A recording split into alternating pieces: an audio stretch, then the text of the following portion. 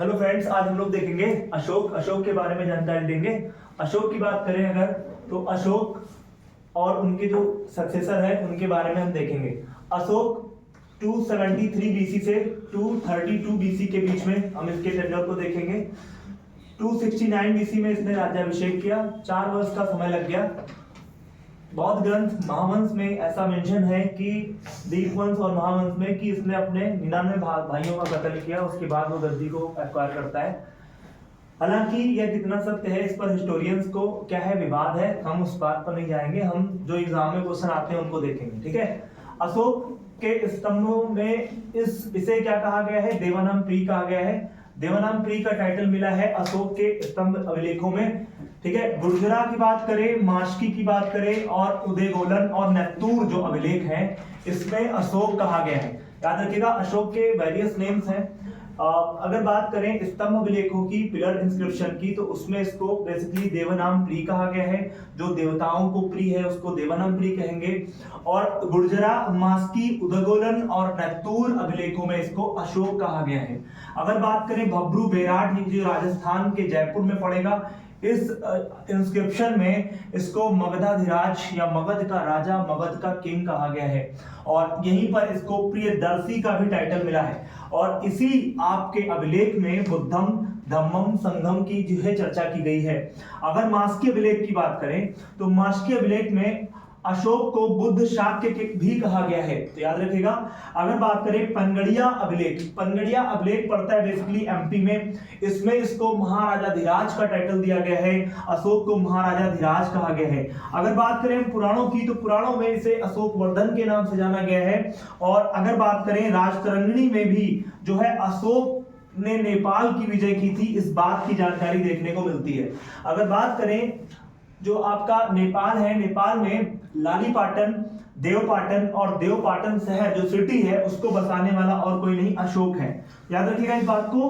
अगर बात करें हम चीनी यात्री हुएनसांग की और आपके हर्ष के दरबार में रहने वाले, कौशिक में रहने वाले बाणभट्ट की, तो बाणभट्ट ने जो हर्षचरित लिखी है उसने भी इस बात की जानकारी दी है अपनी बुक में।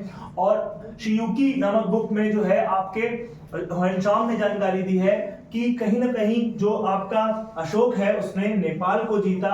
नेपाल को विजिट करने के बाद, नेपाल को एक्वायर करने के बाद उसने 3 शहरों की स्थापना की, ठीक है, बात समझ आ रही है। फिर अगर हम बात करें अशोक के राज्याभिषेक कब हुआ, अशोक ने अपना राज्याभिषेक करने के बाद यानी 8वें वर्ष लगभग, अशोक ने अपने राज्याभिषेक करने के 8वें वर्ष क्या किया, 9वें वर्ष में जाकर के वो क्या करता है, अटैक करता है कलिंगा पर। कलिंग पर युद्ध करेगा। और कलिंग जो बेसिकली उत्कल के नाम से जाना गया, फिर आज की डेट में उसको उड़ीसा कहते हैं, क्योंकि यहाँ पर अच्छे प्रकार के हाथी थे और एक पूर्वी ईस्टर्न साइड का एक बड़ा व्यापारी केंद्र था। और भी बहुत सारे कॉजेस थे जिसके कारण जो है आपका कलिंग का वॉर होता है।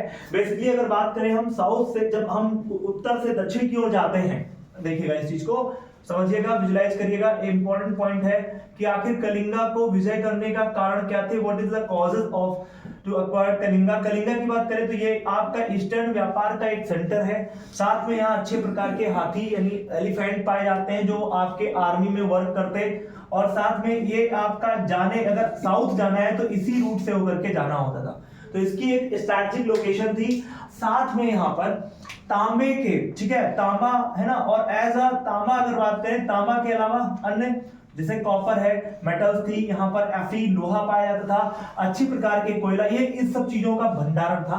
खनिज थे, मिनरल्स के लिए भी कहीं ना कहीं आपको कलिंग वॉर देखने को मिलता है। और यह जानकारी सर, ये युद्ध हो रहा है 261 बीसी में, 261 बीसी में वॉर हो रहा है कलिंगा का। और इस कलिंग वॉर की जानकारी सर 13 शिलालेख में है, 13 शिलालेख में 13 इंस्क्रिप्शन है ना, उसमें इसकी जानकारी मिलती है। अगर बात करें अशोक के थोड़ा सा, अगर हम इसके व्यक्तिगत परिचय की बात करें, इंडिविजुअलिटी के बारे में बात करें तो इसकी बात करें तो इसके पिता बिंदुसार हैं, जैसा कि आपने पढ़ा था।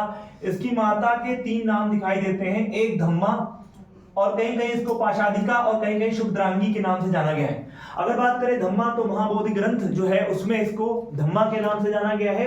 और पाशाधिकार दिव्यदान जो ग्रंथ है, बौद्ध ग्रंथ, उसमें कहा गया है शुभद्रांगी जो है ये आपको अशोक को अवधान माला, अशोक अवधान माला में कहा गया है। अगर बात करें इसकी पत्नियों की, तो पत्नियों की एक लिस्ट है, बेसिकली 4 पत्नियां देखने को मिलती हैं। इनके बारे में हम जानकारी लेंगे क्योंकि क्वेश्चन यहाँ से पूछता है एग्जामिनर। देखिए, फर्स्ट पत्नी की बात करें तो इसका नाम है असंघमित्रा। असंघमित्रा पटरानी थी। और बात करें महादेवी, महादेवी से 2 बच्चे जो बॉर्न होते हैं, एक आपका होगा महेंद्र, दूसरा होगा संघमित्रा, जिनको ये आगे चल करके बौद्ध धर्म के एक्सपेंशन के लिए श्रीलंका भेजता है। श्रीलंका जिसे सियोन देश कहते हैं, यहाँ पर भी कहीं ना कहीं आपके मौर्यों का जो है प्रभाव था। जब अशोक बौद्ध धर्म को अडॉप्ट करता है तो बौद्ध धर्म के एक्सपेंशन की, धम्म की नीतियों का प्रचार प्रसार की बात करता है। और इस क्रम में वो अपने पुत्र महेंद्र और पुत्री संघमित्रा को श्रीलंका भी भेजता है। ठीक है, आगे बात करें तिसृचिता। तिसृचिता इसकी पत्नी है।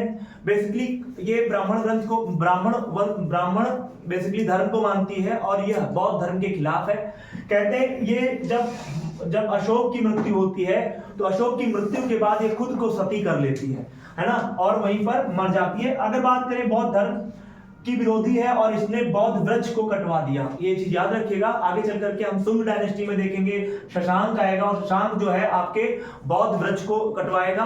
तो बौद्ध वृक्ष को कटवाने का काम तिसृचिता पहले ही कर चुकी थी, क्योंकि वह बौद्ध धर्म से क्या करती थी, विरोध में थी। ठीक है, अगर बात करें अगली पत्नी तो पद्मावती है, जिसकी जो है कुणाल की मम्मा है, कुणाल इसका पुत्र है। और कारुआकी जो है वो तीवर की मां है। अगर बात करें अशोक ने अपने पुत्र तीवर और उसकी पत्नी की चर्चा, अशोक के पुत्र तीवर और उसकी पत्नी की चर्चा कहां पर की गई है, ये क्वेश्चन आपके पीटी में पूछा गया है प्रयाग या कौशाम्बी अभिलेख में, जिसको रानी के अभिलेख के नाम से भी जाना जाता है। इसमें जो है चर्चा की गई है किसकी, तीवर और उसकी पत्नी की चर्चा की गई है, जो कि अशोक का पुत्र है। अशोक के पुत्र 4 थे, एक महेंद्र की बात करते हैं, कुणाल, तीवर और जालौक। जालौक की चर्चा, अशोक का जो पुत्र जालौक है उसकी चर्चा राजतरंगिणी में की गई है। राजतरंगिणी एक बहुत महान ग्रंथ है जो बेसिकली कल्हड़ ने लिखा है, जिसमें कश्मीर की चर्चा की जाती है। और इस बारे में अगर हम बात करें तो अशोक के व्यक्तिगत धर्म की बात करेंगे।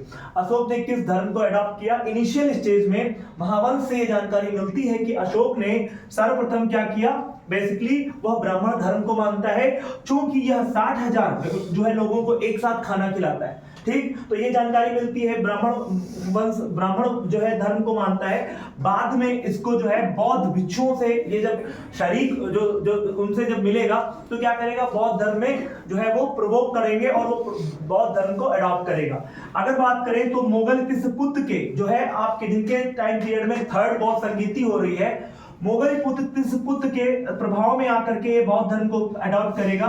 निग्रोध से भी ये मिलेगा, जो कि वो भी बौद्ध मॉन्क है। इनसे प्रभावित होकर के बेसिकली उपगुप्त नामक व्यक्ति ने इनको जो है बौद्ध धर्म में क्या दी थी, दीक्षा दी थी। और राजतरंगिणी कल्हड़ की जो बुक है उसमें बताया गया है कि अशोक शैव मतावलंबी था। ये बात की जानकारी कैसे मिलती है, इसने श्रीनगर की जो है बसाया और साथ में कश्मीर में लॉर्ड शिवा का मंदिर स्टैब्लिश कराया। जालौक जो इसका पुत्र है उसको कश्मीर का राज्यपाल बनाया। तो आई होप आपको ये पूरा वीडियो समझ में आया होगा। ठीक है, थैंक्स।